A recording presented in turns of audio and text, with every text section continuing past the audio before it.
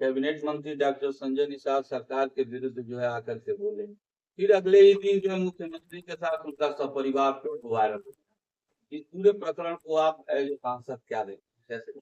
Doctor Sanjay Nishad नौटंकी तो देखे होंगे कभी कि नहीं देखे हैं? देखे हैं ना? नौटंकी का जोकर है और उसी के तहत इसका समाज, चाहे वो बिंद समाज के हों चाहे निषाद समाज, चाहे कोई हो निषाद सम्मान से ताल्लुक रखने वाला व्यक्ति, उनका उससे कोई लेना देना नहीं है।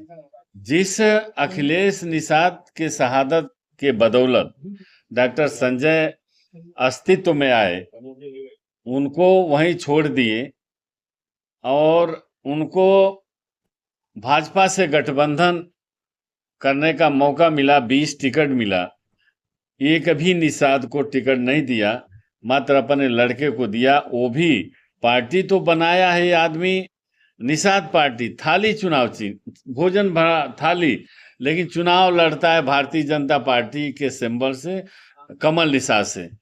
उनका लड़का भी लड़ा यहाँ कमल से और इनका लड़का रुद्र यहाँ चौरी चौरा से लड़ा निषाद पार्टी से, लेकिन कमल के निशान से लड़ा। इस आदमी को बहुरूपिया नहीं कहा जाएगा तो क्या कहा जाएगा? निषादों के आरक्षण को लेकर के एक सामाजिक संगठन ने जो है 7 दिन तक धरना दिया।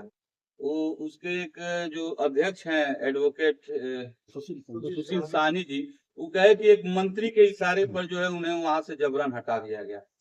उनका व्यक्तिगत कभी वो डॉक्टर संजय के समर्थक थे, वो उनका व्यक्तिगत मामला है, उसमें हम ज्यादा कुछ नहीं कहना चाहते। आपने खून पे चिट्ठी भी भेजे हैं आरक्षण के लिए, तो आरक्षण के लिए कम से कम जितनी आबादी है निषाद समाज की पूर्वांचल में, तो संख्या बल के आधार पर अगर कोई मांग रखे तो समझ में आता है। 4 आदमी बैठ के कहें कि हमको आरक्षण चाहिए तो कैसे संभव है? उस तरह का काम करना चाहिए। सुनिए, अगर आपकी सरकार बनती है तो क्या हमारी सरकार माननीय मुलायम सिंह यादव जब मुख्यमंत्री थे, आपको याद होगा 2004-5 में हम लोग अनुसूचित जाति का अनुसूचित जाति की सुविधा मिले निषाद समाज के लोगों को, बाकायदे इसके लिए शासनादेश जारी हुआ, प्रमाण पत्र जारी हुआ, लेकिन हाई कोर्ट ने इसके कर दिया। उसके बाद फिर माननीय अखिलेश यादव जी की सरकार में एक प्रस्ताव बनाकर भारत सरकार को भेजा गया कि निषाद जाति की जो 17 उपजातियां, इनको अनुसूचित जाति की श्रेणी में रखा जा। लेकिन ये जो डबल इंजन वाली सरकार है, कोई उस पर कोई कार्रवाई नहीं की, उस रिपोर्ट को ठंडे बस्ते में डाल दिया। ये आप लोगों को जानकारी है कि नहीं? सरकार में आएंगे अगर जो आप लोग सरकार में आएगी तो माननीय अखिलेश यादव जी बिना कहे लोग निषाद समाज की पीड़ा को समझ रहे हैं। हम लोग कहेंगे भी वो करेंगे भी, हमको पूरा विश्वास है। ये जो महाराज जी मुख्यमंत्री हैं जब नहीं हुए थे, 2017 के चुनाव में ये इन्होंने निषाद समाज की बैठक करके कहे कि हम सत्ता में आएंगे तो हम निषादों को आरक्षण दे देंगे। क्या हो गया? यही कमिश्नरी कचहरी में मीटिंग हुई थी, निषाद समाज के लोग किए थे। तो हम याद दिला रहे हैं कि आप लोग वादा करते हैं कुछ और करते कुछ नहीं है। लेकिन लगातार पेट्रोल डीजल और गैस के दाम बढ़ते जा रहे हैं, तो आप कैसे देखते हैं? ये सरकार महंगाई से पैदा हुई है, महंगाई के नाम पर आई थी। अब वही जिस महंगाई के नाम पर सबको देखा, बार बार हमको देखो, एक बार का इनका नारा था, बहुत हुई महंगाई की मार, इस बार बीजेपी सरकार।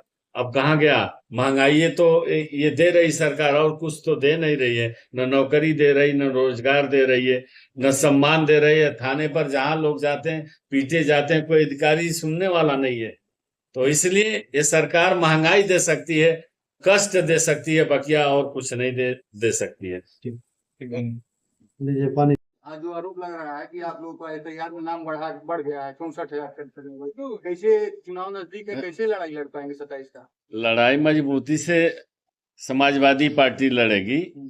भारतीय जनता पार्टी और आरएसएस के मिली भगत से जो वोटर लिस्ट में हेरा फेरी हुआ है, वो समाजवादी पार्टी के मुखिया माननीय अखिलेश यादव जी ने उजागर किया इसको, और हर जिले पर सबको निर्देश है कि इसे प्रेस कॉन्फ्रेंस के माध्यम से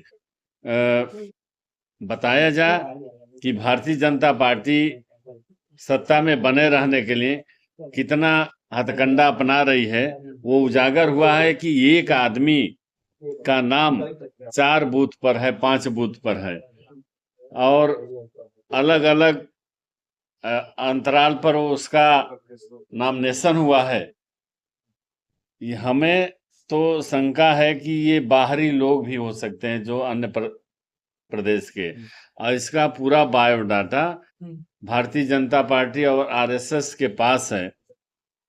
चुनाव के समय ये सभी लोगों को आईडी सहित उस प्रदेश में भेजेंगे लोग, और वो अपना फर्जी मतदान करके चले जाएंगे।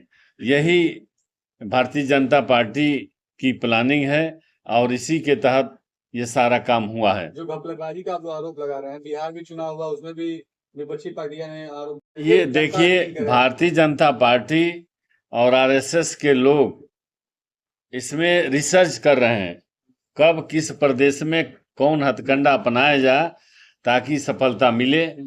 अभी तक तो उनको सफलता मिलती जा रही है, लेकिन 2024 में उत्तर प्रदेश में बीजेपी और आरएसएस के लोगों को सफलता नहीं मिली। कुल मिला के 2024 में समाजवादी पार्टी ने भारतीय जनता पार्टी को बुरी तरह से हरा दिया यहाँ, और 27 में भी समाजवादी पार्टी हराएगी भारतीय जनता पार्टी को। इनकी जितने कोशिश हैं सब नाकाम हो गए, और ये जिस होशियारी में, बारीकी में ये काम कर रहे थे, वो पकड़ा गया है कि एक व्यक्ति का नाम 4 बूथों पर है, 5 बूथों पर है। तो इसलिए इसको समाजवादी पार्टी सब खारिज करवाएगी, और जिनका नाम कटा होगा फिर से उसमें जुड़वाएगी। ये हम लोगों का प्रयास है।